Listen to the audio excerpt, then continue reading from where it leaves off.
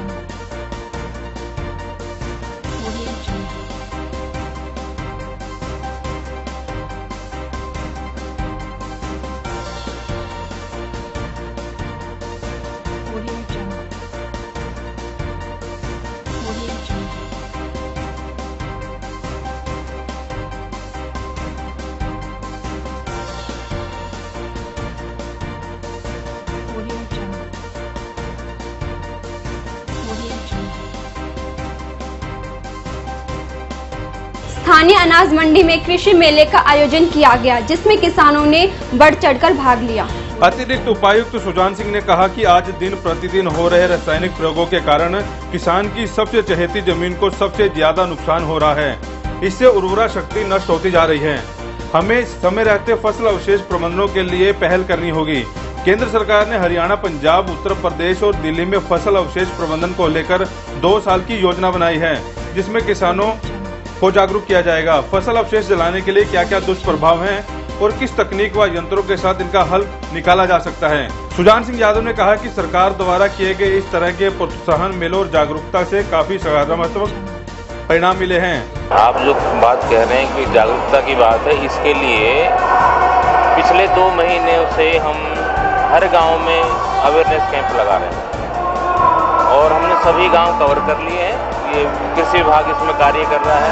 कृषि विभाग के साथ ग्राम सचिव, पटवारी, केवीके के अधिकारी और जो प्रोग्रेसिव फार्मर्स हैं, सभी ने मिलकर इसमें तो जो टारगेट हमें दिया था स्टेट गवर्नमेंट ने कस्टमर हायर सेकेंडरी सेंटर का और इंडिविजुअली इतने हम इम्प्लीमेंट्स आपको देंगे, उनसे बहुत ज़्यादा में बढ़ चढ़ के लोगों ने रजिस्ट्रेशन कराया और उनका ड्रा करके हम उनको आइडेंटिफाई कर चुके हैं कौन सी एजेंसी को क्या मिलेगा। उसके बाद आज ये कृषि यंत्र मेला है, जो यंत्र के लिए सेंटर से सब्सिडी मिल रही है, वो यंत्र हमने यहाँ सभी एजेंसीज को इनवाइट करके एक प्रदर्शनी के रूप में लगाया ताकि किसान आके और अपने आँखें खुद देख सकें कि इन पे हमें सब्सिडी मिलेगी।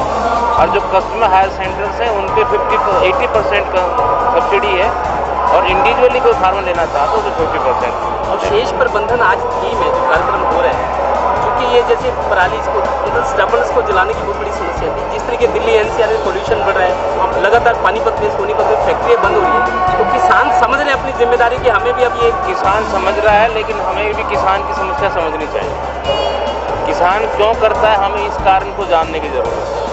उसकी ज़मीन कम हो रही है, प्रेशर उसके पास ज़्यादा है, बहुत से परिवार के पूरे परिवार की जिम्मेवारी है, तो उस अपनी छोटी ज़मीन में बिना रासायनिक खाद इस्तेमाल किए, बिना फसल अवशेष को जलाए हुए वो कैसे दोनों लक्ष्यों को प्राप्त कर सकता है। उसके लिए केंद्र सरकार ने अवेयरनेस के लिए 2 साल का प्रोग्राम रखा है, जिसमें हरियाणा स्टेट भी है 2018 से 2020 तक, और इसमें बहुत ज़्यादा पैसा दिया है। ये जो स्कीम है सारी पूरी केंद्र से पोषित है, स्टेट का इसमें कोई शेयर नहीं है।